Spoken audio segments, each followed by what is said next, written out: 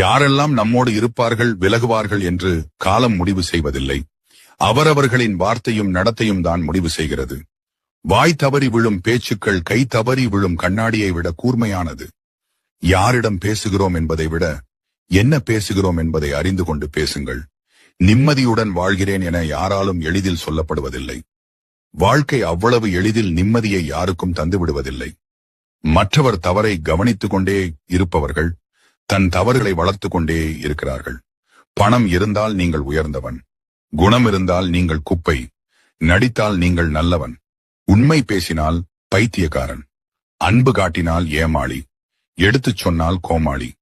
தன்னுடைய செயலும் தன்னுடைய வார்த்தைகளும் மட்டும்தான் சரி என்று வாதாடுபவர்கள் மத்தியில் அமைதி மட்டும் உங்கள் ஆயுதமாக வைத்துக் கொள்ளுங்கள். அவர்களுக்கு புரிய வைக்க வரும் காலம் ஒன்று உள்ளது. யாரும் உங்கள் கண்ணீரை பார்ப்பதில்லை. யாரும் உங்கள் கவலைகளை பார்ப்பதில்லை.